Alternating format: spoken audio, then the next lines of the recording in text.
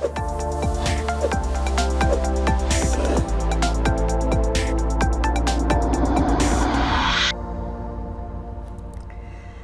And welcome. मैं हूं प्रियंका संभव। आपके लिए हर रोज 4 to 5 के बीच में मेरा सवाल लेकर आती हूं, जिसमें हम म्यूचुअल फंड और पर्सनल फाइनेंस के एक्सपर्ट से बात करते हैं, आपके पोर्टफोलियोज को रिव्यू करते हैं। अगर आप चाहते हैं कि हम आपके सवाल को शामिल करें तो आप हमें क्वेश्चंस भेजिए व्हाट्सएप के जरिए। हमारा व्हाट्सएप नंबर है 9311211874। इसके साथ आप हमें ईमेल भी कर सकते हैं। हमारी ईमेल ID ठीक उसके नीचे money9query@tv9.com है, जहां आप हमें अपने क्वेश्चंस को भेज सकते हैं और हमारी पूरी कोशिश होगी कि शो में उसे लेकर के आए। और इसके साथ अगर आप हमें YouTube पर लाइव देखते हैं तो YouTube के कमेंट बॉक्स में भी आप अपने क्वेश्चंस हमें भेजिए। साथ ही में Money9 प्राइम अगर आपने अभी तक ज्वाइन नहीं किया तो 3 ऑप्शन है आपके पास Money9 प्राइम को ज्वाइन करने के। इकोनॉमी, स्टैंडर्ड, VIP, जिसके ज़रिए आप हमारी सब्सक्रिप्शन बेस जो ऑफरिंग है उसका फ़ायदा उठा सकते हैं। तो Money9 प्राइम की मेंबरशिप पर डालिए नज़र। और बता दूं कि Money9 प्राइम के मेंबर्स के लिए हम स्पेशल शोज़ लेकर आते हैं। जैसे आपको थर्सडे को म्यूचुअल फंड वाला शो मिलेगा, जहां हम आपके म्यूचुअल फंड पोर्टफोलियो को जो है इवैल्यूएट करते हैं। और कल अनूप भैया हमारे एक्सपर्ट हैं जो आपके म्यूचुअल फंड पोर्टफोलियो को जो है इवैल्यूएट करने वाले हैं। और ये प्राइम मेंबर्स के लिए स्पेशल शो हम लेकर आते हैं थर्सडे को। और वेडनेसडे को स्टॉक से जुड़ा हुआ शो जो हो चुका है आज। चलिए अब बात करते हैं आज कि FIIs जो है लगातार एक स्पेसिफिक सेक्टर से अपनी दूरी बनाते हुए दिख रहे हैं, और वो सेक्टर है बैंकिंग शेयरों का। इस साल मैं चार्ट देख रही थी कि मार्च ऑनवर्ड्स, यानी मार्च टू जून ऑनवर्ड्स, अभी तक करीब 1,31,000 करोड़ की बिकवाली बैंकिंग शेयरों में कर डाली है FIIs ने। हर महीने उनकी बिकवाली का लेवल देख रहे हैं आप, आपको साइड में सबसे जो लास्ट वाला कॉर्नर उसमें नजर आएगा कि हर महीने देखिए मार्च में 49.5% बिकवाली जो थी वो BFSI में की। इसी तरह अप्रैल में 44%, तो मई में 41%, जून में अभी जो आंकड़ा हमारे पास है 19 जून तक का, वहाँ 38%। ओवरऑल देखिए कितनी बड़ी 1,31,000 करोड़ की बिकवाली केवल और केवल बैंकिंग में। वो जितनी बिकवाली कर रहे हैं उससे उसका ऑलमोस्ट जो है 45 to 50% जो है वो बैंकिंग शेयरों में करते हुए नजर आ रहे हैं। लेकिन अगर ये आंकड़ा आपको चौंका रहा है तो मैं आपको ये भी बता दूं कि विदेशी निवेशक बैंक शेयर बेच रहे हैं, लेकिन बड़े म्यूचुअल फंड्स और डोमेस्टिक जो इंस्टीट्यूशनल इन्वेस्टर्स हैं उन्होंने अभी बैंक्स में और खरीदारी की है। और उनके टॉप 10 होल्डिंग्स में बैंक्स हैं, जैसे कि HDFC bank, ICICI bank, axis bank और कोटक महिंद्रा बैंक आपको म्यूचुअल फंड्स की टॉप होल्डिंग में नजर आएगी, जहां हम देख रहे हैं 5 to 10% जो का हिस्सा जो है वो बैंक्स की तरफ डेडिकेटेड है। तो ये खींचतान आखिर क्यों चल रही है? क्यों विदेशी निवेशकों को बैंकों में कोई पोटेंशियल नजर नहीं आ रहा है, लेकिन डोमेस्टिक इन्वेस्टर्स को पोटेंशियल नजर आ रहा है? इसे ही समझते हैं। इन्वेस्टर फाइनेंशियल सर्विसेज के फाउंडर समीर शाह मेरे साथ जुड़ चुके हैं। Samir, welcome to Money9। ये खींचतान, ये डेटा आपने देखा किस तरह से हम देख रहे हैं कि बैंकिंग से ज़बरदस्त बिकवाली। इनफैक्ट मैं एक डेटा ये कंपेयर कर रही थी कि IT से भी ज़्यादा उन्होंने बैंकिंग शेयरों की बिकवाली की है फॉरेन इन्वेस्टर्स ने। But at the same time mutual funds खरीद रहे हैं, उनकी टॉप 10 होल्डिंग्स में अभी भी बैंक है। डोमेस्टिक इंस्टीट्यूशनल इन्वेस्टर्स खरीद रहे हैं अच्छे प्राइवेट बैंक्स में, वहाँ पर हम देख रहे हैं एक्शन कि उन्हें वो खरीद रहे हैं। तो हो क्या रहा है? ये दोनों ऑपोजिट डायरेक्शन में क्यों है? और बैंकिंग शेयर को ये बेचना कुछ डराने वाली बात तो नहीं है? Good evening Priyanka ji, thank you so much, आपने मुझे आपके शो पर आमंत्रित किया। आज की डेट में आपने जो टॉपिक सिलेक्ट किया है डिस्कशन का वो काफ़ी सही है। रीज़न क्या है कि जब हम FII का सेलिंग देखते हैं तो रिटेल इन्वेस्टर के दिमाग में ये आता है क्या इंडिया की कोई स्ट्रक्चरल वीकनेस है, क्यों FII बेच रहे, क्या जो इंडिया की ग्रोथ स्टोरी की बात कर रहे थे वो ख़त्म हो गई या इंटेक्ट है। बहुत सारे क्वेश्चंस इन्वेस्टर के दिमाग में आते हैं। अब हम पहले ये समझते कि FII बैंकिंग के स्टॉक ही क्यों सेल कर रहे हैं। सो पहला हमें ये समझना चाहिए कि बैंकिंग इसलिए सेल हो रहा है क्योंकि अगर मुझे बड़ा पैसा चाहिए, इमीडिएट पैसा चाहिए, तो मुझे जहां वॉल्यूम ज्यादा है वहां पे बिकवाली करने से मेरा पैसा जल्दी निकल आएगा, रादर देन जहां पे लिक्विडिटी कम है। जैसे अगर मैं कोई स्मॉल कैप कंपनी का 100 करोड़ का भी माल एक दिन में बेचने जाऊंगा तो पॉसिबिलिटी है वो बिकते बिकते 7 से 10 दिन हो जाएंगे, वहां पे लिक्विडिटी मिले ना मिले, ये एक पहला क्वेश्चन आता है। दूसरा, अगर मैं सेल करने जाऊंगा तो पॉसिबल है मैं जो प्राइस से सेल करना चालू कर रहा हूं वहां से जब तक मेरा सेल खत्म होगा तब तक शायद मार्केट का प्राइस 20-25% टूट सकता है। तो ये सारी चीजों की वजह से जब भी एफआईआई को सेल करना होता है तो सबसे पहले वो लोग वो स्टॉक्स में से एग्जिट करने की कोशिश करेंगे जहां पे लिक्विडिटी वॉल्यूम हाई है और उनको अगर बड़ी क्वांटिटी में एक ही दिन में माल बेचना है तो बिक सकता है। सो ये एक रीजन है जिसकी वजह से जो बैंकिंग के जायंट है HDFC, ICICI, SBI, Kotak, axis सब जगह आपको बिकवाली देखने को मिलेगी। बट क्या इसका मतलब ये है कि बैंकिंग का कोई बैंकिंग सेक्टर में कोई प्रॉब्लम है? तो मैं ये कहूंगा कि बैंकिंग सेक्टर में, इंडियन बैंकिंग सेक्टर में कोई प्रॉब्लम नहीं है। ये बस ये देर आर सर्टन रीजन, जैसे मैं आपको अभी डिस्कस करूं बताऊंगा कि एफआईआई सेल क्यों कर रही है। ये एफआईआई सेलिंग के रीजन की वजह से उनको सबसे पहले जो एग्जिट कर रहे हैं वो बैंकिंग स्टॉक में से कर रहे हैं, राइट। अब आपके रिटेल इन्वेस्टर के, आपके व्यूअर के दिमाग में ये आएगा कि एफआईआई आखिर सेलिंग क्यों कर रहा है, तो उसके पीछे 3-4 बड़ी वजह है। पहली है ग्लोबल पोर्टफोलियो, अगर हम देखने जाए तो हर जगह से ये लोग रीएलोकेशन कर रहे हैं। रीजन क्या है? से आज की डेट में अगर हम देखें तो सबसे स्टेबल इकोनॉमी कंसिडर करी जाती थी इंडिया, राइट। अब इंडिया में स्ट्रक्चरली सब सही है लेकिन इंडिया का रुपी डेप्रिशिएट हो रहा है। रुपी डेप्रिशिएट होने से क्या हो रहा है, अगर उन्होंने जब इन्वेस्ट किया होगा तब 50 रुपए के आसपास इन्वेस्ट किया होगा, अभी 90, अब वो बढ़ के 95 हो गया, तो उनको यहां से पैसा ले जाने के लिए ज्यादा रुपया देंगे तब जाके उनको जो डॉलर मिलेंगे। तो ये इसके चलते क्या होगा, उनका ये जो ज्यादा पैसे दे रहे हैं वो कहीं ना कहीं उनके रिटर्न पे इम्पैक्ट देता है। सो सबसे पहला प्रॉब्लम है कि हमारा रुपी डेप्रिशिएट हो रहा है। ये रुपी डेप्रिशिएट होने की वजह से उनके रिटर्न पे इम्पैक्ट आता है। इसके चलते वो लोग इंडिया में से थोड़ा थोड़ा इन्वेस्टमेंट निकाल रहे हैं। ओके। दूसरा पॉइंट अगर हम देखें तो यूएस के ट्रेजरी बिल्ड आमतौर पे 1% के करीब इंटरेस्ट देते थे, कभी कभी तो नेगेटिव इंटरेस्ट भी 0% रिटर्न पे भी बोरिंग होता था। अब वहां पे इन्फ्लेशन बढ़ा है तो वहां की फेडरल बैंक ने इंटरेस्ट रेट बढ़ाया है। आज की डेट में अगर आपको आप यूएस के ट्रेजरी बिल में या ट्रेजरी बॉन्ड में इन्वेस्ट करते हैं तो आपको करीबन 4.5% तक का इंटरेस्ट जनरेट हो सकता है। बॉन्ड्स मार्केट की बात करें तो एफआईआई को safe haven back in home US में लग रहा है, तो यहाँ से थोड़ा थोड़ा पैसा निकाल के वो यूएस में बॉन्ड खरीद रहे हैं। ये हुआ। दूसरा, अगर हम एक पॉजिटिव एस्पेक्ट में बात करें, हाँ एफआईआई का सेलिंग हो रहा है, बट अगर आप एफडीआई इन्वेस्टमेंट की बात करें यानी फॉरेन डायरेक्ट इन्वेस्टमेंट यानी कंपनियों में डायरेक्ट पार्टनरशिप की बात करें तो वहां पे ग्रेजुअली शेयर बढ़ रहा है। तो यहाँ पे स्ट्रक्चरल वीकनेस कोई नहीं है, आपको डरने की आवश्यकता नहीं है। अब आप जियोपॉलिटिकल सिचुएशन ऐसी हो गई है जिसकी वजह से क्रूड के प्राइस बढ़े हैं, बहुत सारी अनसर्टेनिटी चल रही है, तो उसके चलते सारी इकोनॉमी दबाव में है, इसीलिए वो धीरे धीरे सेल करके अपना एक्सपोजर इंडिया से कम करके ग्लोबल लेवल पे बढ़ा रहे हैं। ओके, सो ऐसे कोई चिंता नहीं है। आप कह रहे हो कि यहाँ पर बैंक्स को लेकर के हमें चिंतित नहीं होना चाहिए, वो अपना पैसा निकाल रहे हैं क्योंकि उन्हें अमेरिका ज़्यादा अट्रैक्टिव लग रहा है, वो वहाँ पर ले जाना चाहते हैं और यहाँ से जो है आप पैसा आसानी से निकाल भी पा रहे हैं इसलिए निकाल रहे हैं। ऐसे बैंकों पे कोई भरोसा कब नहीं हुआ है? एग्जैक्टली प्रियंका जी, अगर हम बैंकों का कासा बुक देखें, एनपीए देखें, जितने भी बैंकिंग एस्पेक्ट से हम फंडामेंटली स्ट्रेंथ के एस्पेक्ट से देखें, सारे के सारे पॉजिटिव ट्रेंड है।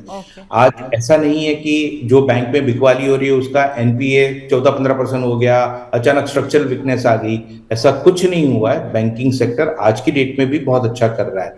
हाँ, थोड़ा दबाव बैंकिंग सेक्टर पे इसलिए दिख रहा है क्योंकि उन्होंने लोन देने में काफी अच्छा परफॉर्म किया है, उसके चलते उनको थोड़ी लिक्विडिटी क्राइसिस इसलिए आ रहा है क्योंकि नए डिपॉजिट कम आ रहा है। बिकॉज ज्यादातर इन्वेस्टर आज की डेट में फिक्स डिपॉजिट या बैंक में रखने की बजाय म्यूचुअल फंड या अदर एसेट क्लास जहां पे इन्फ्लेशन को बीट करता हुआ अच्छा रिटर्न मिल रहा है वहां की तरफ उन्होंने रुझान रखा है, तो उसके चलते थोड़ा लिक्विडिटी क्राइसिस बैंक में आया है। बट लिक्विडिटी क्राइसिस इन अ वे ऐसा नहीं है कि वो बैंकिंग सेक्टर के लिए खराब है। हाँ, उनके पास लोन का डिमांड ज्यादा है, सप्लाई करने के लिए थोड़ा पैसा कम है, सो ये बैंक के एस्पेक्ट से पॉजिटिव भी है। ओके फाइन, तो ऐसा कुछ ये घबराहट की बात नहीं है। FIIs अपना पैसा निकालना चाहते हैं और उनको अमेरिका ज़्यादा अट्रैक्टिव लग रहा है, वहाँ ले जा रहे हैं या कुछ और मार्केट्स में ले जा रहे हैं। That is it. बैंकों से इस तरह का पलायन FPI से आपको इसको लेकर कोई चिंतित होने की बात नहीं, क्योंकि म्यूचुअल फंड्स और DIIs उसमें अपने इन्वेस्टमेंट को जारी रखें। इनफैक्ट उनको तो अभी जो है वैल्यूएशन के लिहाज से कुछ अट्रैक्टिव भी नज़र आ रहे हैं बैंक्स, तो वो उसे और बाय ही कर रहे हैं और आपके पोर्टफोलियो के ज़रिए आपका एक्सपोजर जो है वो बैंक्स में जा रहा होगा। अब हम बढ़ते हैं समीर पोर्टफोलियोज़ की तरफ, और पहला पोर्टफोलियो मैं लाइव पिक कर रही हूँ और ये पोर्टफोलियो जो है ये है अमित जी का। अमित जी अपनी वाइफ के लिए ये पोर्टफोलियो जो है बनाना चाहते हैं, जिसमें वो 5,000 रुपये की सिप शुरू करना चाहते हैं। वाइफ की एज है 35 और किस फंड से सिप इन्हें शुरू करना चाहिए? वेरी गुड क्वेश्चन अमित, क्योंकि इस समय अब मार्केट में हम एक टर्न अराउंड पॉइंट देख रहे हैं और आप अपनी वाइफ के लिए जो है 5,000 की सिप शुरू करना चाहते हैं और 25 ईयर्स का टाइम होराइजन है और 3 करोड़ के टारगेट पर भी पहुंचना है। तो आई एम श्योर आप 5,000 को स्टेप अप भी करेंगे, क्योंकि सिर्फ 5,000 करते रहेंगे तो 25 साल में 3 करोड़ मुमकिन नहीं होगा। लेकिन हाँ, पहली सिप क्या हो 5,000 रुपए की? समीर प्लीज सजेस्ट कीजिए अमित जी को।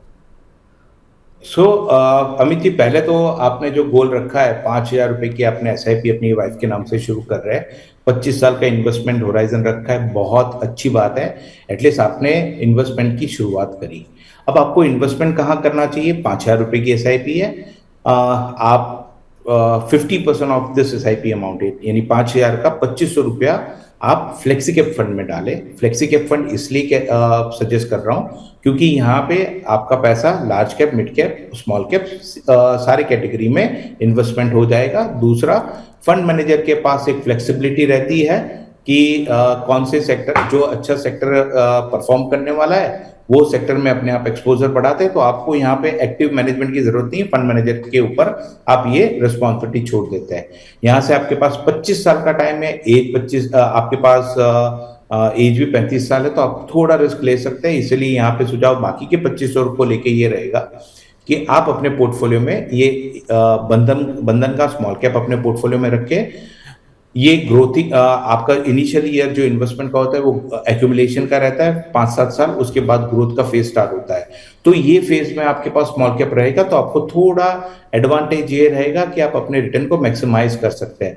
बट अगर आप कंजर्वेटिव इन्वेस्टर है तो ये सिचुएशन में आप फ्लेक्सी कैप फंड के साथ साथ एक लार्ज कैप भी जोड़ सकते हैं। अब आते हैं आपके गोल पे। आपने गोल रखा है 3 करोड़ का 25 साल में। 5,000 की अगर आप SIP करते हैं और हर साल 10% का भी स्टेप अप करते हैं तो करीबन आप 2 करोड़ तक पहुंच जाएंगे। बट अगर आपको 3 करोड़ का अमाउंट अचीव करना है तो यहाँ पे आपको छोटे बदलाव से भी आप अपना आपने जो अपने लिए लक्ष्य रखा है वो हासिल कर पाएंगे। आपको अपनी SIP का अमाउंट 5,000 की बजाय बढ़ा के 7,500 करोगे, वो सिचुएशन में भी आप आराम से आपने जो अपने लिए लक्ष्य रखा है आप आराम से हासिल कर पाएंगे। ओके, सो 5,000 की जगह अपनी सिप को 7,000 पर ले जाइए और 7,000 को 10% से स्टेप अप कीजिएगा। कॉम्बिनेशन हो सकता है flexi cap plus a small cap, 2,500 flexi cap, 2,500 small cap. अगर आप अग्रेसिव इन्वेस्टर हैं, अगर आप अग्रेसिव नहीं हैं, कंजर्वेटिव स्टैंड लेना चाहते हैं, तो एक फ्लेक्सी कैप और एक लार्ज कैप, अच्छा combination. Best of luck Amit ji, अच्छी शुरुआत है, कर दीजिए शुरू, वेट मत कीजिए। फ़हीम जी का क्वेश्चन अब लेकर आते हैं। सो फ़हीम जी जो है इनकी एज है 40 और ये गाज़ियाबाद से इन्होंने अपना हमें कांटेक्ट किया है और इनके पोर्टफोलियो में है निपॉन का मल्टी कैप 1,000 की सिप, बंधन का स्मॉल कैप यहाँ पर भी 1,000 की सिप, मोतीलाल ओसवाल का mid cap 1,000, ICICI prudential Bharat 2022 large cap जो है इसमें 1,000, पराग पारेख का फ्लेक्सी कैप यहाँ पर 1,000। अगली स्कीम है SBI का कॉन्ट्रा फंड जहाँ ये 500 की सिप कर रहे हैं। नावी निफ्टी के मेडिकल 150 इंडेक्स फंड में 500 रुपए की सिप कर रहे हैं। 10% से टॉप अप करेंगे। 10 साल में कितना रिटर्न ये पोर्टफोलियो इनके लिए जो जनरेट कर सकता है? फ़हीम जी, पहले हम कितना पोर्टफोलियो आप इकट्ठा कर पाएंगे उससे शुरू करते हैं। आज की डेट में आपकी 6,000 रुपए की SIP है, हर साल आप 10% से स्टेप अप करेंगे और अगले 10 साल तक अगर आप ये कंटिन्यू रखते हैं और एवरेज अगर 12% का आपका पोर्टफोलियो रिटर्न जनरेट करता है, ये सिचुएशन में करीबन आपके पास 20 लाख के करीब का कॉर्पस इकट्ठा होगा। ये पहला पॉइंट है जहाँ करीबन आप 20 लाख रुपए इकट्ठा कर पाएंगे। अगर आपका गोल ज्यादा है तो यहाँ पे सुझाव ये रहेगा कि आप अपनी एसआईपी थोड़ी थोड़ी हर साल जैसे 6,000 है तो उसको 7,000 प्लस स्टेपअप से करेंगे तो थोड़ा इम्पैक्ट ज्यादा आएगा, आप अच्छा फंड एक्यूमुलेट कर पाएंगे। और एल्स अगर आप ये 10 साल की जगह 15 साल करेंगे तो भी आपका यहाँ से पैसा जो 20 लाख है वो 40 लाख हो सकता है। यहाँ पे जितना 5-5 साल के गैप पे आप अगर आप लंबा रखेंगे, 10% स्टेपअप के साथ जाएंगे तो 20 लाख जो आप 10 साल में इकट्ठा कर रहे हो वो बढ़ के 40 लाख हो सकता है। राइट, अब आते हैं आपके पोर्टफोलियो में। तो फहीम जी, 6,000 का आपका इन्वेस्टमेंट एसआईपी में चल रहा है जिसके लिए आपने सात ऐसे म्यूचुअल फंड की स्कीम सिलेक्ट करी है। सुझाव ये रहेगा कि 6,000 की एसआईपी के लिए 7 स्कीम की आवश्यकता नहीं है, एट मैक्स 4 स्कीम में ही आपको इन्वेस्ट करना चाहिए। ज्यादा स्कीम में इन्वेस्ट करने से आपका रिटर्न मैक्सिमाइज नहीं होगा बट पोर्टफोलियो ओवर डाइवर्सिफिकेशन होगा और ये कहीं ना कहीं आपके रिटर्न को एवरेज आउट कर देगा। तो सुझाव ये है कि आप 7 को स्कीम को रिड्यूस करके 4 स्कीम तक ले आए। पहला जैसे आपके पोर्टफोलियो में आईसीआईसीआई प्रूडेंशियल भारत 22 का फंड ऑफ फंड है। अब जब हम फंड ऑफ फंड की बात करते हैं तो फंड ऑफ फंड में टैक्स स्ट्रक्चर अलग लगता है as compare to equity. Equity में आपको लॉन्ग टर्म और शॉर्ट टर्म लगता है, जबकि यहाँ पे जो इनकम होगी वो आपको रेगुलर टैक्स में कंसिडर करी जाती है। और ये थीमेटिक फंड भी है और पब्लिक सेक्टर डोमिनेटेड फंड है। अब पब्लिक सेक्टर पीएसयू में जब भी आप इन्वेस्ट करते हो तो पीएसयू में जब पीएसयू की रनिंग साइकिल जब स्लो होती है तो थका देती है। बहुत टाइम आपको ऐसा दिखेगा आप 5 साल तक आपका फंड रिटर्न ही जनरेट नहीं कर पाता है। आपको ये टाइम में आपको डिसअपॉइंटमेंट ना हो, इसलिए हमारा पहला सुझाव ये रहेगा कि आपको फंड ऑफ फंड की अपने पोर्टफोलियो में आवश्यकता नहीं है, आप उसको रिड्यूस करें। दूसरा, आपके पोर्टफोलियो में दूसरा एक थीमेटिक सेक्टोरियल फंड है, वो है नवी का निफ्टी मेडिकल इंडेक्स। और ये एक फंड ऐसा है जो थीमेटिक फंड है।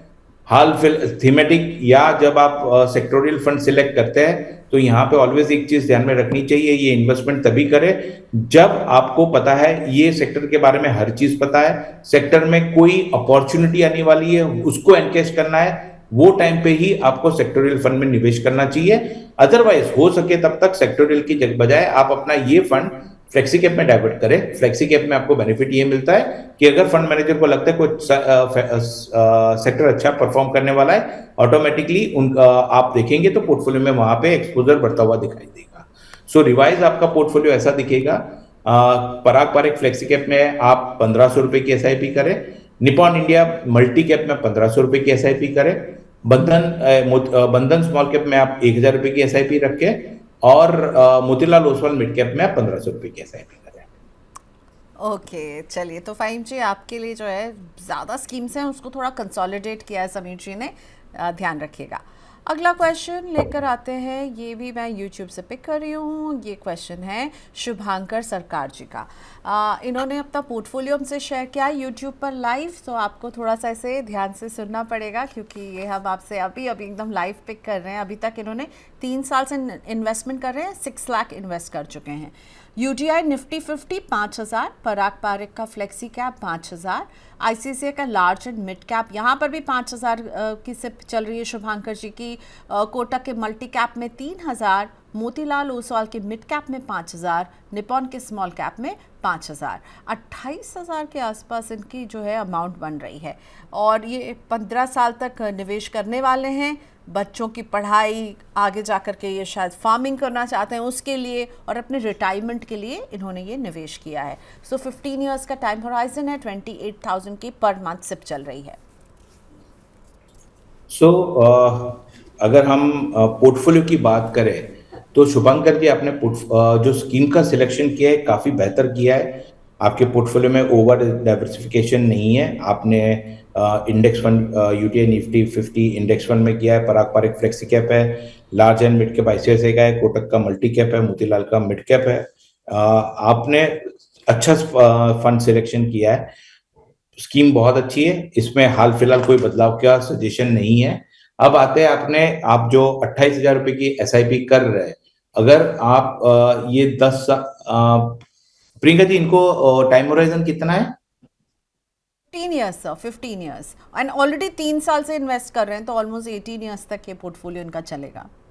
सो अगर आप 18 साल तक आपका इन्वेस्टमेंट होराइजन जिसमें है। से 3 साल बीत चुके हैं समीर, और हाँ 15 ईयर्स गोइंग अहेड। हाँ, तो 15 साल का अगर हम कंसिडर करते हैं और हर साल अगर आप ये एसआईपी अमाउंट में आप 10% से स्टेप अप करते हैं तो करीबन आप 2.5 करोड़ के करीब का फंड इकट्ठा कर पाएंगे। I great. गेस आपने इसके लिए क्या लक्ष्य रखा है वो इन्फॉर्मेशन देते तो we could be in a better position जहां पे हम आपको प्रॉपरली गाइड कर पाते हैं कि क्या आपकी एसआईपी का अमाउंट सही है या बढ़ाने की आवश्यकता है, स्टेप अप की जरूरत है नहीं है, सारी इंफॉर्मेशन हम और डिटेल में दे सकते हैं। बट हाल फिलहाल जो दिख रहा है वो हिसाब से पोर्टफोलियो सिलेक्शन काफी सही है और आप हर साल 28,000 की एसआईपी में 10% से स्टेप अप करते हैं तो करीबन 2 करोड़ 2.5 करोड़ के करीब का फंड आप इकट्ठा कर पाएंगे। ठीक है, चलिए अगले क्वेश्चन की तरफ बढ़ते हैं। ये अगला क्वेश्चन जो है वो विनय जी का है। विनय जी, हम आपको कॉल करने की कोशिश कर रहे थे, पर चलिए आपका पोर्टफोलियो है मेरे पास, आपके पोर्टफोलियो को डिस्कस कर लेते हैं। 20 साल जो है ये निवेश करने का इरादा रखते हैं और 20 इयर्स के टाइम होराइजन के साथ इनका निवेश है। एचडीएफसी के स्मॉल कैप में 1700, एचडीएफसी के मिड कैप में 1650, कोटक के मल्टी कैप में 2150 और टाटा के गोल्ड ईटीएफ में 550 रुपए की सिप चल रही है। 20 साल तक करेंगे, अग्रेसिव इन्वेस्टर हैं, मार्केट वॉलेटिलिटी से इन्हें डर नहीं लगता है, तो विनय को क्या सलाह देंगे आप? विनय जी, आप अगर मैं आपके पोर्टफोलियो को देखूं तो आपने जो हिसाब से अपने आप को अग्रेसिव इन्वेस्टर की कैटेगरी में रखा है, कहीं ना कहीं वो आपके पोर्टफोलियो में अग्रेशन दिखता है। आपके पोर्टफोलियो में स्मॉल कैप भी है, मिड कैप भी है। सो अगर हम पोर्टफोलियो वाइज देखने जाए तो करीबन 50% आपका पोर्टफोलियो स्मॉल मिड कैप में है। और अच्छी बात यह है कि आपने गोल्ड में ज्यादा एक्सपोजर नहीं रखा है। आपके करंट एसआईपी का करीबन 9% के करीब का आपका एक्सपोजर गोल्ड ईटीएफ में। सो अगर हम ओवरऑल एस्पेक्ट से देखने जाए तो आपने पोर्टफोलियो बहुत सही सिलेक्ट किया है। सिर्फ एक चीज विनय जी मैं सिर्फ आपको अटेंशन दिलाना चाहूंगा कि जब भी हम अपना इन्वेस्टमेंट करते हैं तो एएमसी स्पेसिफिक आपका एक्सपोजर 20 से 25% ही रहना चाहिए, उससे ज्यादा नहीं रहना चाहिए। यहाँ पे आपका एचडीएफसी सेंट्रिक, अगर हम एचडीएफसी का एलोकेशन देखें तो करीबन 50% से थोड़ा ज्यादा इन्वेस्टमेंट आपका एचडीएफसी सिंगल एएमसी में है। सो आगे जाके अगर आपको थोड़ा अगर एक्सपोजर एचडीएफसी से कम करें तो अच्छा रहेगा, बिकॉज एक एएमसी में ज्यादा एक्सपोजर्स का एक साइड इफेक्ट ये होता है कि हर एक एएमसी का एक स्टॉक का यूनिवर्स होता है। जैसे वो 250, 300 या 500 उनका स्टॉक यूनिवर्स होगा, उसके अंदर ही इन्वेस्टमेंट करते हैं। आमतौर पे आप देखेंगे तो काफी सारी स्टॉक्स एक स्कीम से दूसरे स्कीम में आपको देखने को मिलेगा, राइट। तो आपको डाइवर्सिफिकेशन का प्रॉपर बेनिफिट नहीं मिलता है। दूसरा, हर एक एएमसी आमतौर पे एक इन्वेस्टमेंट फिलॉसफी पे काम करती है, या तो वैल्यू होता है, ग्रोथ स्टाइल होता है, कंजर्वेटिव, अग्रेसिव, जो भी, राइट। जैसा एएमसी के सीआईओ या इन्वेस्टमेंट पैटर्न सिलेक्ट किए वो हिसाब से इन्वेस्टमेंट मिलता है। तो फ्लेवर के लिए भी आपको अपने पोर्टफोलियो में एक एएमसी को ज्यादा एक्सपोजर नहीं देना चाहिए। तो आगे जाके हमारा सुझाव ये रहेगा कि आप एचडीएफसी की 2 स्कीम, हालांकि दोनों अच्छी परफॉर्मिंग स्कीम है, बट आप आगे जाके थोड़ा एएमसी की वाइज थोड़ा स्प्रेड बढ़ाए, राइट। अब आते हैं आपके पोर्टफोलियो पे। अगर आप अपने आज आप 6,000 रुपीज की जो एसआईपी कर रहे हैं, 6,050 रुपीज की, ये अगर आप 20 साल तक कंटिन्यू करते हैं और 12% का अगर एवरेज रिटर्न जनरेट होता है तो करीबन आप 60.5 लाख रुपया फंड इकट्ठा कर पाएंगे अपनी एसआईपी से। बट अगर इसमें आप अपनी एसआईपी को हर साल 10% से ही सिर्फ बढ़ाते हैं, वो सिचुएशन में ये अमाउंट बढ़ के 1 करोड़ 12 लाख हो सकती है। तो सुझाव ये रहेगा कि आप अपनी एसआईपी को हर साल 10% से बढ़ाएं ताकि आप अच्छा कॉर्पस इकट्ठा कर पाए। ओके, सो एचडीएफसी क्योंकि एक ही कंपनी पर ज़्यादा फोकस है, उसको कम करने की ज़रूरत है, और उसके अलावा आपको किस तरह से अपने इन्वेस्टमेंट को बढ़ाना है ये समीर जी ने आपको बताया, उसका ख्याल रखिएगा। अगले 2 क्वेश्चन को मैं एक साथ लेकर आ रही हूँ क्योंकि दोनों का एक ही जैसा सवाल है, बस थोड़ा सा डिफरेंस है। वो ये कि पूजा जी ने एक सवाल हमसे पूछा है कि भाई ये एक्सिस के ग्लोबल इक्विटी में निवेश करती थी और यहाँ पर उन्होंने अभी एसआईपी जो है यहाँ पर रुक गई है, Axis global equity alpha, SIP stopped. तो अब पूछ रही हैं कि कोई दूसरा इंटरनेशनल फंड आप बता सकते हैं क्या, और यही सवाल पिंटू जी का भी है कि ग्लोबल फंड में मैं इन्वेस्टमेंट करना चाहता हूँ, किस फंड में करूँ, बताइए। सो आई रियली फील समीर कि आजकल के जो इन्वेस्टर हैं वो समझ रहे हैं कि उनको थोड़ा सा ग्लोबल एक्सपोजर भी अपने पोर्टफोलियो में लेना चाहिए। सो थोड़ा सा क्लैरिटी दीजिए। पूजा जी की ये एक्सेस ग्लोबल इक्विटी मुझे लगता है सिर्फ शायद रुक गई हो क्योंकि फ्रेश इन्वेस्टमेंट इंटरनेशनल फंड में एक लिमिट है, इस वजह से रुकी होगी शायद। आपका क्या कहना है? प्रियंका जी, मेरा पहला आमतौर पे ये इन्वेस्टर को पहला सुझाव ये रहता है कि आप ग्लोबल इन्वेस्टमेंट तब करें जब आपने इंडिया में आपका पूरा प्रॉपर एक्सपोजर ले लिया, तब जाके आपको फर्दर डाइवर्सिफिकेशन के लिए ग्लोबल फंड को देखना चाहिए। अब इंफॉर्मेशन हमारे पास बहुत कम है कि उनका पोर्टफोलियो साइज क्या है, कौन से स्कीम में इन्वेस्टमेंट किया हुआ है।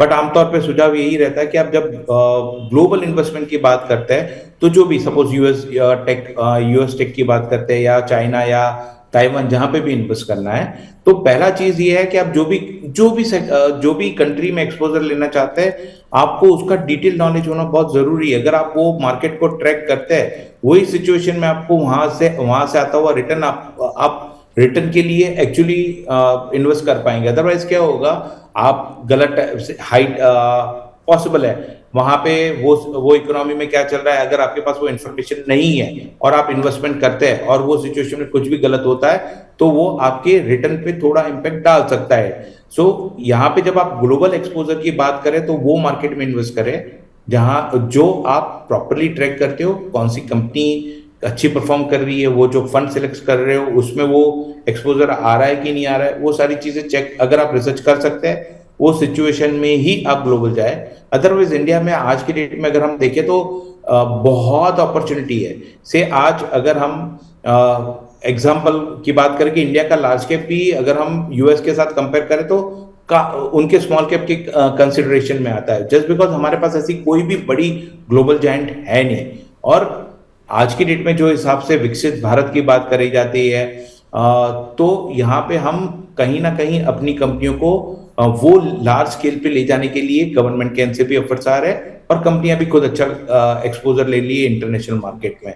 तो मेरा सुझाव ये रहेगा कि अगर आपका इंडियन एक्सपोजर अच्छा, बहुत अच्छा डाइवर्सिफिकेशन हो गया है, अच्छा एक्सपोजर ले चुके हैं, वो सिचुएशन में ही इंटरनेशनल ले। अदरवाइज मेरा सुझाव ये रहेगा कि आप हो सके तब तक पहले एक्सप्लोर करो इंडिया को, आपका एक्सपोजर हो जाए, उसके बाद देखते हैं। और अगर आपको हो चुका है वो सिचुएशन में हर एक साल का एक लिमिट होता है फंड को कि कितना एक्सपोजर वो इंटरनेशनल मार्केट में ले सकते हैं। आज की डेट में अगर हम बात करें तो गवर्नमेंट के एंड से भी फॉरेन रिजर्व्स को प्रिजर्व करने के लिए काफी सारे रिस्ट्रिक्शन लगे हुए हैं। उसके चलते जो अच्छे फंड्स है, जैसे एडलवाइस का है, मोतीलाल ओसवाल का है, वो सारे फंड का जो नया फंड वो लोग ले रहे थे वो एसआईपी तक भी रुकी हुई है। सो आपको थोड़ा वेट करना पड़ेगा, जब खुलेगा तब आप यूएस टेक फंड भी देख सकते हैं, या अगर आपको ताइवान चाहिए तो ताइवान का, जापान का, देयर आर मल्टीपल कंट्री जहां पे आपके लिए इंटरनेशनल ग्लोबल फंड्स अवेलेबल है।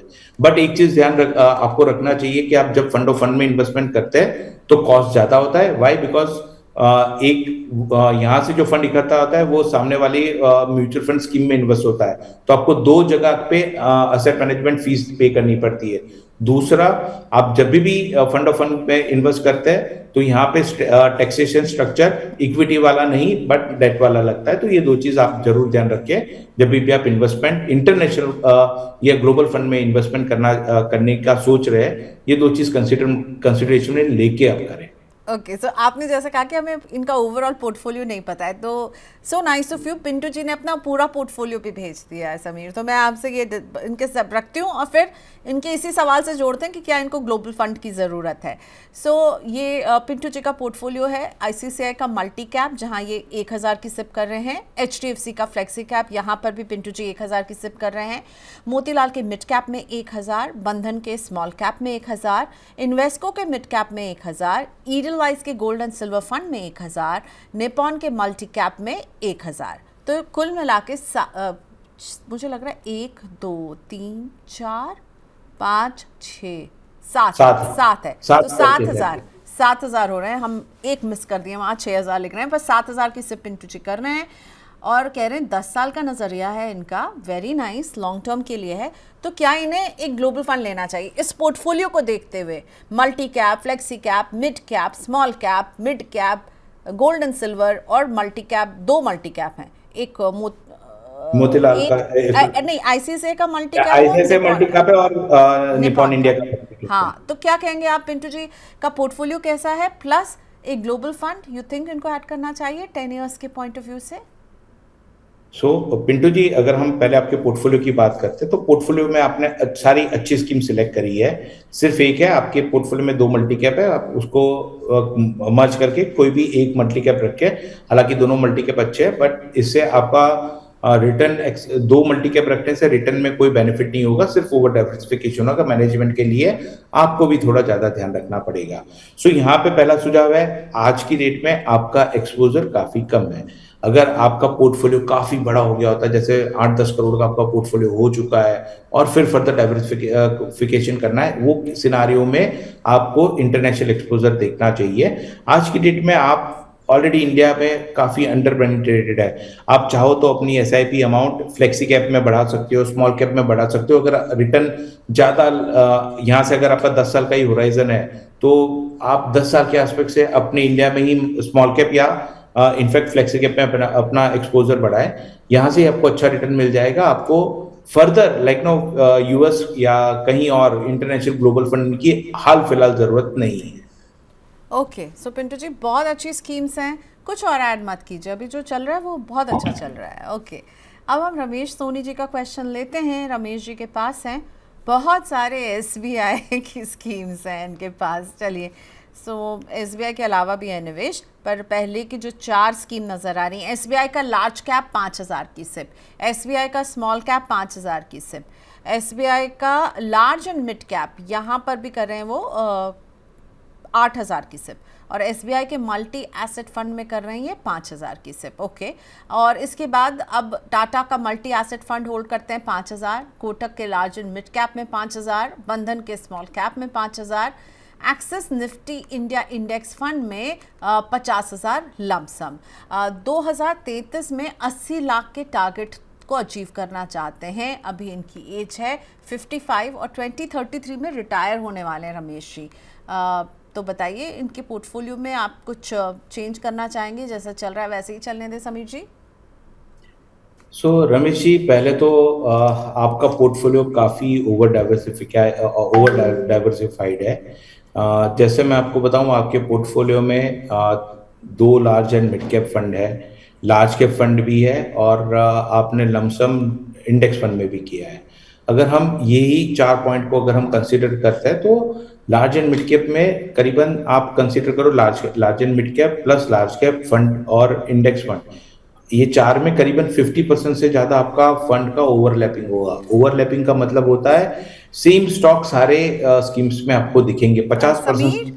मैं I just interrupt you, Ramesh ji हमारे साथ हैं तो एक बार उनको भी कनेक्ट कर लेते हैं। नमस्ते रमेश जी, कहाँ से बोल रहे हैं? जी मैम, मैं जगदलपुर छत्तीसगढ़ से बोल रहा हूँ मैम। ओके, और आपका रिटायरमेंट जो है वो 2033 में है, जिसके लिए आपने ये इन्वेस्टमेंट्स किए हैं? जी जी। तो ये कितना पुराना पोर्टफोलियो है आपका, अभी अभी बनाया या पहले से चल रहा है सर?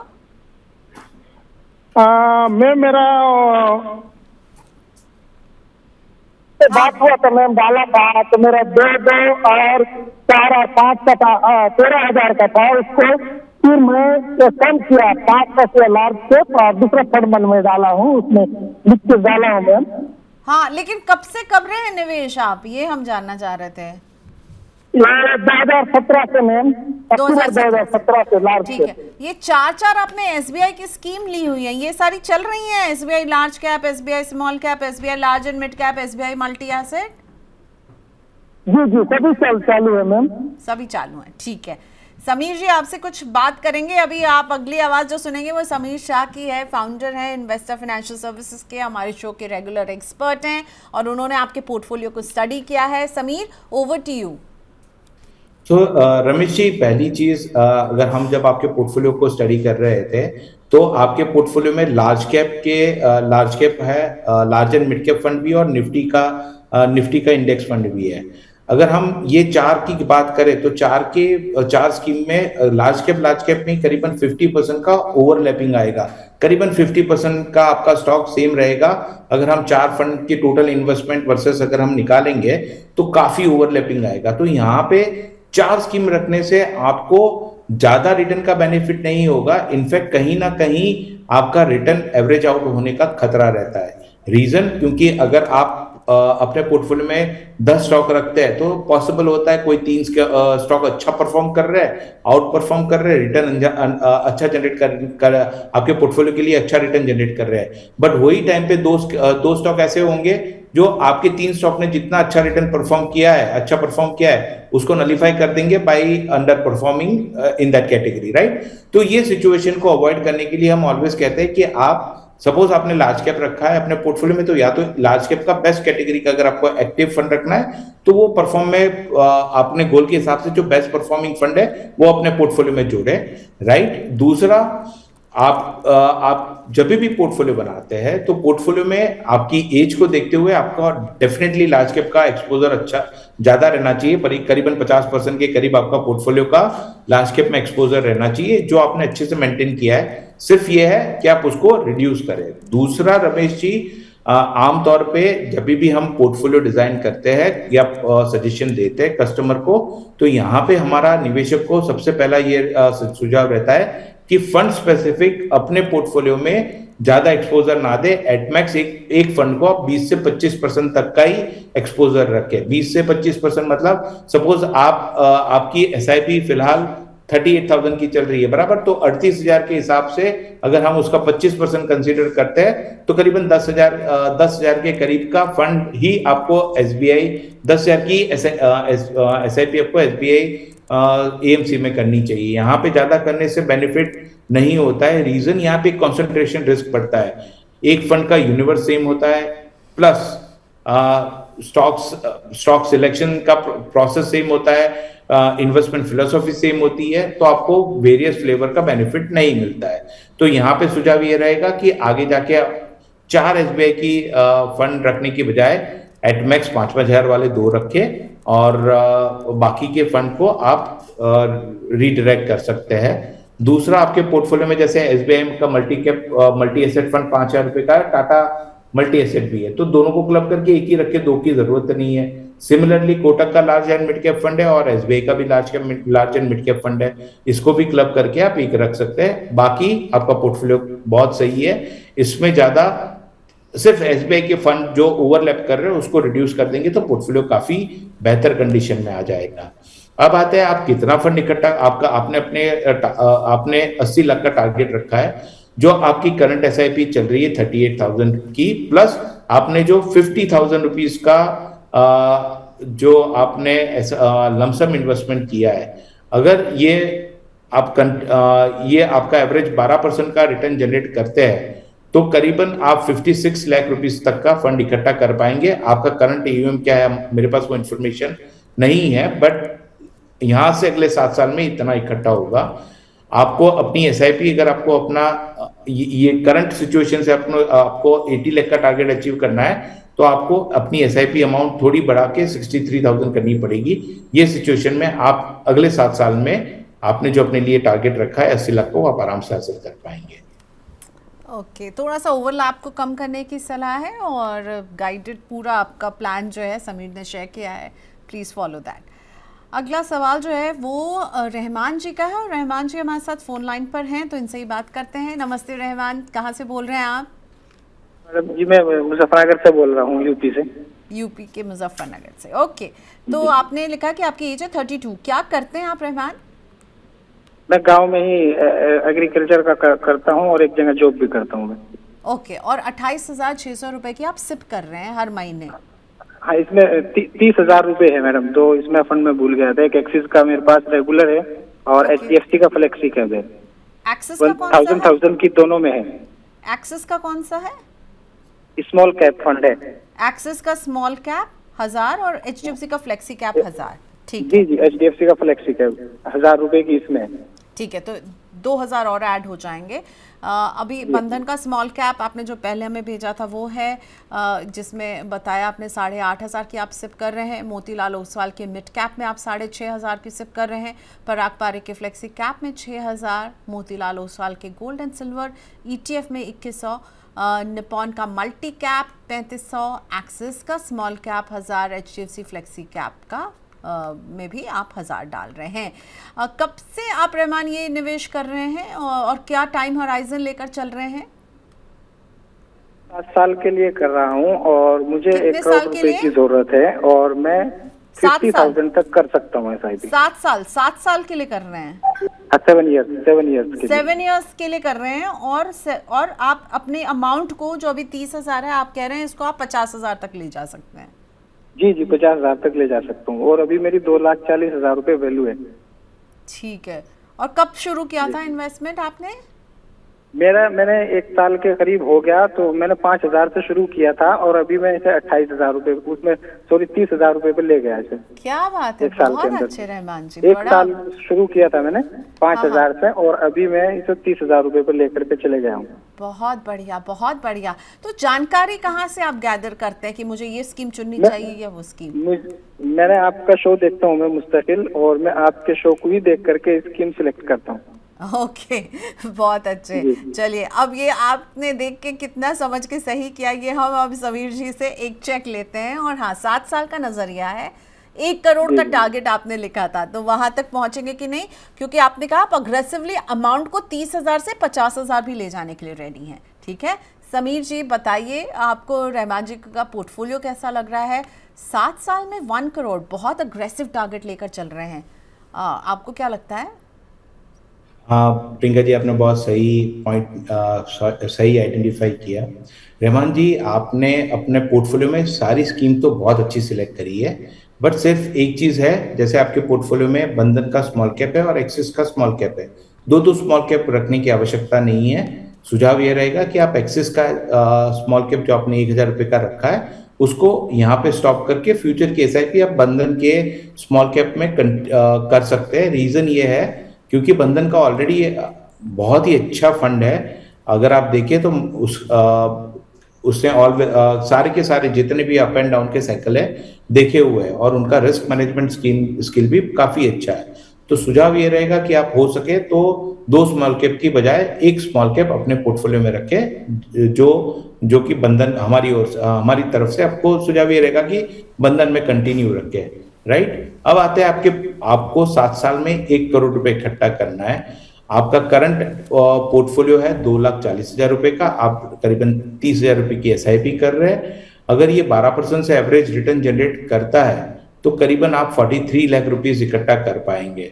अब यहाँ पे अगर आपको अपना पोर्टफोलियो आप अपनी SIP अगर आपको अपने 1 करोड़ का टारगेट हिट करना है तो ये सिचुएशन में सुझाव ये रहेगा आप अपनी SIP अमाउंट बढ़ा के उसको 73,000 ले जाए, तब जाके 7 साल में आपने जो लक्ष्य रखा है वो हासिल कर पाएंगे। और एक दूसरा सजेशन ये, अगर 7 साल का टेन्योर अगर आप SIP अमाउंट नहीं बढ़ा सकते हैं, ये सिचुएशन में थोड़ा टेन्योर में स्विच करें। आप इंस्टेड ऑफ 7 साल इसको आप 12 साल का होराइजन रखेंगे, वो सिचुएशन में भी आपने अपने लिए जो गोल रखा है वो आप आराम से हासिल कर पाएंगे।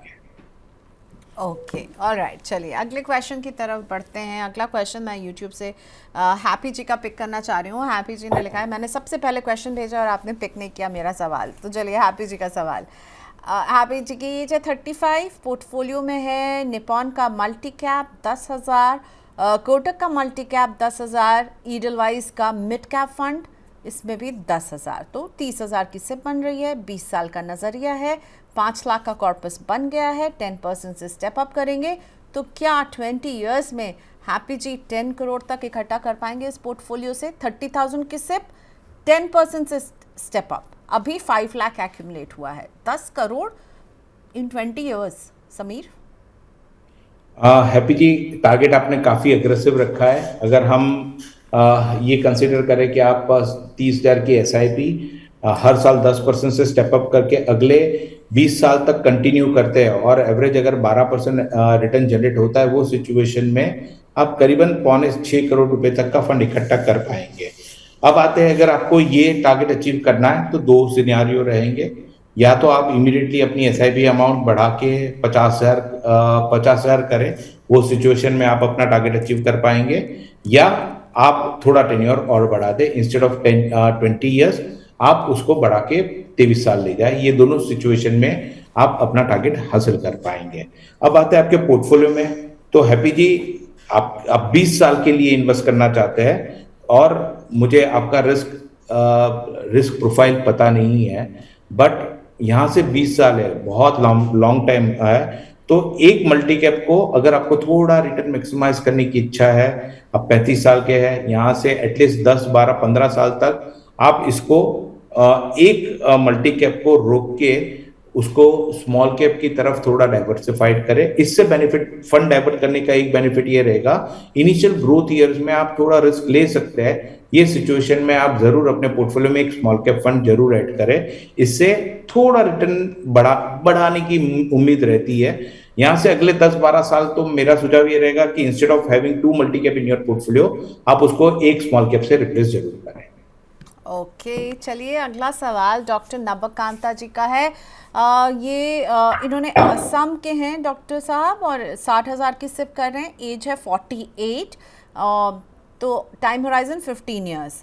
निपॉन का मल्टी एसेट फंड 10,000, कोटक का मल्टी कैप फंड 10,000, डीएसपी का वैल्यू डिस्कवरी फंड 10,000, इन्वेस्को का मिड कैप 10,000, बंधन का small cap 10,000, axis global equity alpha fund 10,000। तो 60,000 की सिप, 6 स्कीम्स हैं, 15 ईयर्स तक करेंगे। बताइए आपको इनका पोर्टफोलियो कैसा लग रहा है? अभी इनका जो कॉर्पस है वो 41 लाख बन चुका है सर। और उनका टारगेट मैडम कुछ नहीं, टारगेट नहीं दिया, बस ये बोला कि मैं 15 ईयर्स तक करूंगा। अच्छा, तो अगर हम पोर्टफोलियो की बात करते हैं प्रियंका जी, तो पोर्टफोलियो काफी अच्छा बनाया हुआ है। सिर्फ एक अगर हम एक सुझाव की बात करें तो ये है कि डीएसपी वाला जो फंड है, वो अगर आगे जाके अगर उनको रिप्लेस करना चाहे तो फ्लेक्सी कैप फंड के साथ कर सकते हैं, क्योंकि उनके पोर्टफोलियो में आज की डेट में एक भी फ्लेक्सी कैप फंड है नहीं। और डीएसपी वैल्यू फंड के मुकाबले अगर वो एचडीएफसी का फ्लेक्सी कैप या पराग पारेख का फ्लेक्सी कैप को अपने पोर्टफोलियो में रखेंगे तो थोड़ा बेहतर रहेगा, बिकॉज डीएसपी वैल्यू के कंपेयर में ये दो फंड ने काफी अच्छा परफॉर्म किया है। ओके फाइन, चलिए ज्योति जी का क्वेश्चन लेकर आते हैं। ज्योति पुजारी उत्तराखंड के खतीमा जगह से हैं, और इनका पोर्टफोलियो ये रहा हमारे सामने। 60,000 की सिप कर रही हैं ज्योति जी भी। एचडीएफसी के फ्लेक्सी कैप में 16,500, मेरे एसेट के मिड कैप में 12,500। अच्छा, इनका कॉर्पस जो है वो 12 साल में 3.5 करोड़ पर पहुंचने का है। निपॉन इंडिया का स्मॉल कैप 8,000, आईसीआईसीआई प्रू का इक्विटी एंड डेट फंड 10,500। इसके अलावा इनके पास है मोतीलाल ओसवाल का BSc enhanced value index fund 7,000, Franklin Asian equity fund 5,500। ये है इनका पोर्टफोलियो। और भी स्कीम्स हैं क्या इसमें? नहीं, यही स्कीम्स है। और रीट्स और इन्वेट में भी इनका निवेश है। हाँ, रीट अदर इन्वेस्टमेंट में रीट और इन्वेट 12 लाख प्लस इन्होंने जो लिखा है वो मुझे समझ में नेक्सस, अच्छा ये रीट के इन्होंने डिटेल्स दिए, nexus select, knowledge reality trust और राजमार्ग इंफ्रा। क्या 10% से स्टेप अप करेंगी तो 12 साल में ये 3.5 करोड़ के टारगेट पर पहुंच जाएंगी? तो प्रियंका जी, अगर हम सिर्फ एसआईपी की बात करते हैं, 60,000 रुपीज की एसआईपी है। हर साल अगर वो 10% से स्टेप अप करेंगे और अगर एवरेज 12% का रिटर्न जनरेट होता है, ये सिचुएशन में वो करीबन 3 करोड़ 12 लाख रुपए इकट्ठा कर पाएंगे। यहाँ पे हमने रीट कैलकुलेट नहीं किया है। रीट के साथ आराम से उन्होंने जो अपने लिए कंफर्टेबली उन्होंने अपने लिए जो टारगेट कॉर्पस रखा है आराम से हासिल कर पाएंगे। अब आते हैं उनके पोर्टफोलियो को लेके। पोर्टफोलियो में बात करते हैं तो पोर्टफोलियो में एचडीएफसी फ्लेक्स कैप काफी अच्छा फंड है, निपॉन इंडिया का स्मॉल कैप अच्छा फंड है, प्रूडेंशियल का इक्विटी स्मॉल कैप अच्छा है, मिराई एसेट का मिड कैप, ये सारे अच्छे फंड है। अब आते जो थोड़े कंसर्निंग है, जस्ट बिकॉज ज्योति जी यहाँ से 12 साल के लिए इन्वेस्टमेंट करना चाहती है, तो पहला मोतीलाल ओसवाल का BSc enhance value index fund जो है, ज्योति जी यहाँ पे हमारा सुझाव ये रहेगा कि इनिशियल ग्रोथ ईयर में आप हो सके तब तक ETF या पैसिव मैनेज फंड, जैसे ETF होता है या इंडेक्स फंड होता है, उसको आप अपने पोर्टफोलियो में ना यानी हो सके तब तक अवॉइड करें। आगे जाके जब आप एक्यूमुलेशन फेज से एक्यूमुलेशन और ग्रोथ फेज खत्म होता है, आप जब अपने गोल की मेच्योरिटी के तरफ आते हैं, वो टाइम पे आपको एक्टिव फंड से निकल के पैसिव फंड यानी इंडेक्स फंड या ETF की तरफ अपने फंड को डाइवर्ट करना चाहिए। इनिशियल ईयर में ये रखने से अगर आप देखें तो एक्टिव मैनेजमेंट जो फंड है, जैसे लार्ज कैप की बात करते तो लार्ज कैप का active management fund versus index fund का अगर हम कंपैरिजन देखेंगे तो ऑब्वियसली एक्टिवली मैनेज फंड ने करीबन पास्ट में 1.5 से 2% का ज्यादा रिटर्न जनरेट किया है। सो यहाँ पे अगर आप इनिशियल ईयर में एक्यूमुलेशन और ग्रोथ स्टेज में आप थोड़ा रिटर्न चेस करने के एस्पेक्ट से, स्पीड को एक्सेलरेट करने के एस्पेक्ट से, हो सके तब तक इंडेक्स फंड की बजाय एक्टिव फंड को सिलेक्ट करें शुरुआत के 7, 8, 10 साल के लिए, राइट। उसके बाद पिछले जब आप अपने गोल के 2 साल दूर है या 2 से 5 साल की दूरी होती है, वो टाइम पे आप धीरे धीरे अपने फंड एक्टिवली मैनेज फंड को भी इक्विटी या डेट में ले जा सकते हैं, राइट। अब आते हैं एक दूसरा ऑब्जर्वेशन है आपके पोर्टफोलियो में आपने इनिशियल ईयर में इक्विटी एंड डेट फंड यानी ये हाइब्रिड कैटेगरी का फंड है। हालांकि हाइब्रिड कैटेगरी फंड काफी अच्छा परफॉर्म कर रहा है, बट जब ग्रोथ, जैसे मैंने बताया, ग्रोथ और एक्यूमुलेशन फेज में हो सके तब तक आप फुल इक्विटी का एक्सपोजर ले और बाद में जैसे जैसे आप गोल के करीब आए तब अपने फंड में हाइब्रिड फंड को जगह दें। तो ये तो एक हमारे सुझाव थे, अगर आप ये करेंगे तो आपकी जो अपने लिए गोल रखा है उसमें थोड़ा ज्यादा रिटर्न जनरेट करने का आप संभावना बनती है। ओके, सो अगला क्वेश्चन मैं यूट्यूब से अनंत कुमार नायक जी का ले रही हूँ। अनंत जी जो है कुवैत में रहते हैं, वहाँ से हमारा शो देख रहे हैं। HDFC के फ्लेक्सी कैप में 3000 की सिप, मोतीलाल ओसवाल के लार्ज एंड मिड कैप में 3000, ICICI के मल्टी एसेट फंड में 3000, UTI निफ्टी 50 में भी 3000 और निपॉन के मल्टी कैप में भी 3000, 15000 की सिप कर रहे हैं। 10 साल का नज़रिया है अनंत जी का, क्या कहेंगे आप सर? कैसा लग रहा है आपको पोर्टफोलियो? हम देख रहे हैं एक फ्लेक्सी कैप है HDFC का, मोतीलाल ओसवाल का लार्ज एंड मिड कैप है, ICICI का मल्टी एसेट है और UTI निफ्टी 50 है प्लस निपॉन मल्टी कैप है। तो अगर हम अनंत जी की बात करें तो पोर्टफोलियो में स्कीम का सिलेक्शन काफ़ी अच्छा किया है एंड यहाँ पे इनका यहाँ से 15 साल का इन्वेस्टमेंट होराइजन है। तो अनंत जी, जैसे अभी मैंने आगे वाले क्वेश्चन में भी वही बात बताई कि इनिशियल जब आप इन्वेस्टमेंट शुरू करते हैं तो वो एक्यूमुलेशन और ग्रोथ फेज से होता है। तो ये फेज में हो सके तब तक आप पैसिव फंड को की बजाय एक्टिव फंड को थोड़ा प्रेफरेंस दें, उससे आपका रिटर्न थोड़ा मैक्सिमाइज होने के चांसेस रहते हैं। बट आपका पोर्टफोलियो देख के लग रहा है कि आपने काफी कंजर्वेटिव स्टाइल ऑफ इन्वेस्टमेंट रखा है। आपके पोर्टफोलियो में स्मॉल कैप भी नहीं है, तो एक डेडिकेटेड, अगर यहाँ से आप थोड़ा रिस्क अपने पोर्टफोलियो में ले सकते हैं, ये सिचुएशन में एक डेडिकेटेड स्मॉल कैप फंड जरूर जोड़ें। और दूसरा, जो आपने इंडेक्स फंड रखा है उसको यहाँ से 15 साल है आपके पास, तो 10 साल तक एक्टिव फंड में रहे और फिर धीरे धीरे जो भी फंड इकट्ठा हुआ है उसको आप पैसिव फंड में आप डाइवर्ट कर सकते हैं। ओके, चलिए अगला क्वेश्चन धर्मेंद्र जी का लेकर आते हैं। धर्मेंद्र जी ने बताया कि उनकी एज है 35 और उनका पोर्टफोलियो अब आएगा सामने। पराग पारेख का फ्लेक्सी कैप 2500 की सिप, निपॉन इंडिया का Nifty mid cap 150 index fund 2500, Tata small cap fund 1500, Axis का Nifty India defence index fund 1000, HDFC का multi cap fund 1000, Canara Robeco का large cap fund 1000, ICICI Pru का मल्टी एसेट 500, SBI का gold fund जो है यहाँ 1000। 10% से स्टेप अप करेंगे ये हर साल। अब 1 लाख इकट्ठा हो चुका है और 15 से 20 साल तक का नज़रिया है। मेरे साथ जुड़ चुके हैं धर्मेंद्र जी फ़ोन लाइन पर, तो इनसे भी बात कर लेते हैं। नमस्ते धर्मेंद्र जी, आपका पोर्टफोलियो सामने है, क्या करते हैं आप? नमस्कार मैम जी, कहाँ से जुड़े हैं, क्या करते हैं आप सर? मैं बिहार से जुड़ा हूँ और मैं जॉब करता हूँ। ओके, बिहार में ही काम करते हैं? Yes ma'am. ओके, तो ये जो आपका पोर्टफोलियो है हमारे सामने, इसके साथ आपने एंड में ये भी लिखा है कि आप एक 20 लाख का इन्वेस्टमेंट करना चाहते हैं, क्या ये लमसम ऐड करना चाहते हैं कुछ? यस मैम, उसी के लिए मैं फोन किया था, और मेरा पोर्टफोलियो रिव्यू के लिए भी है।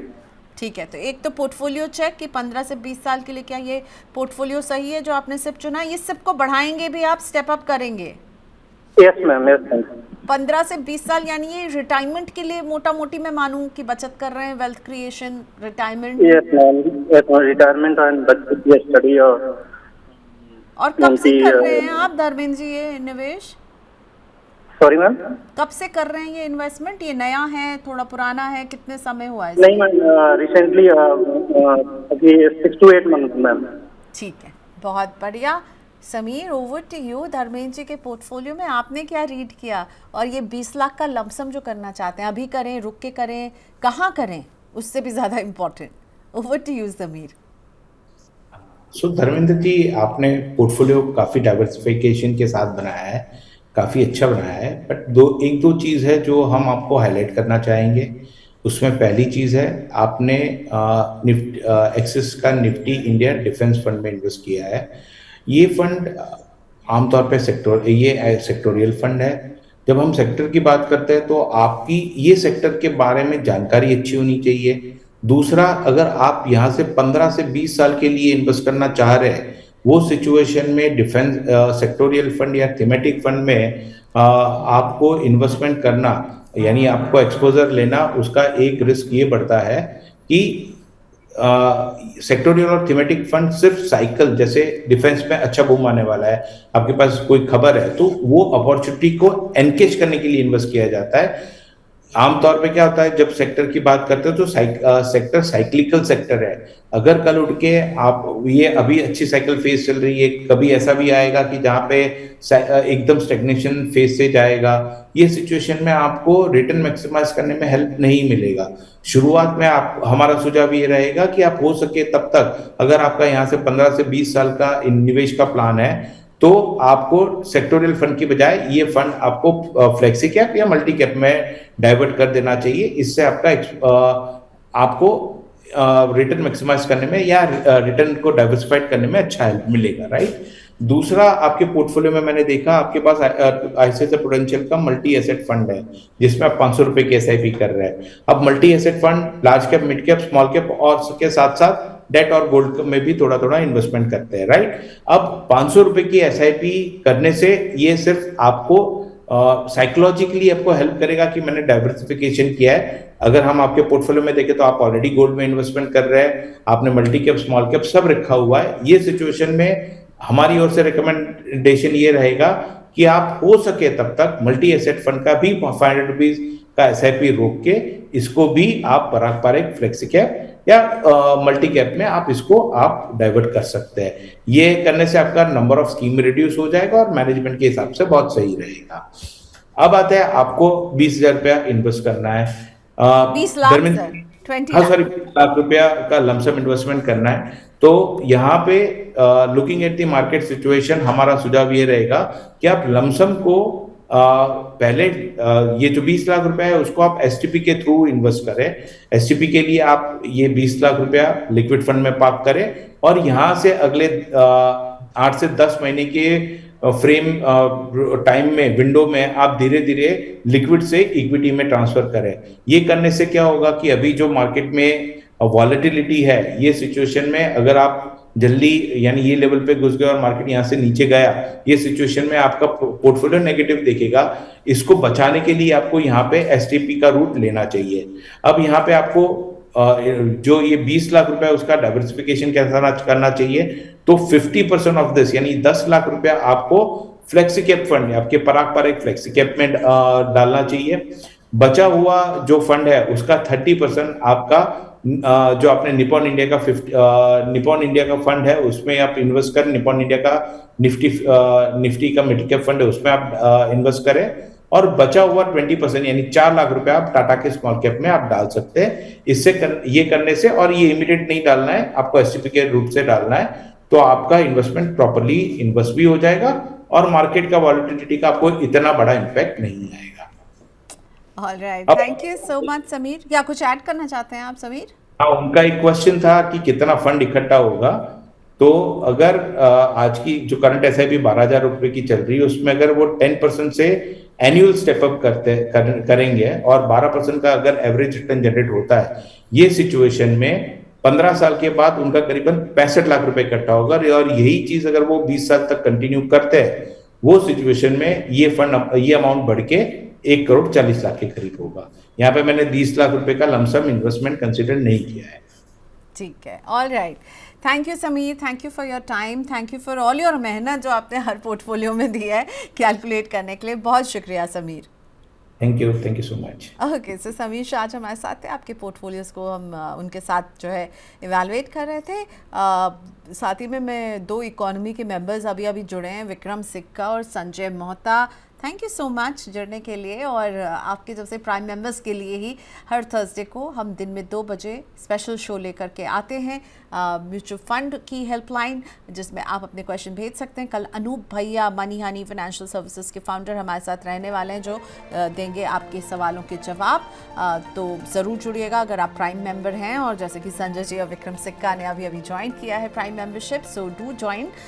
साथ ही में बता देते हैं कि आप अपने क्वेश्चंस हमें कैसे भेज सकते हैं। हमारा व्हाट्सएप नंबर 9311121874 है। हमारी ईमेल ID है money9query@tv9.com। आज के शो को यहीं पर विराम देते हैं, कल होगी मुलाकात। Bye bye.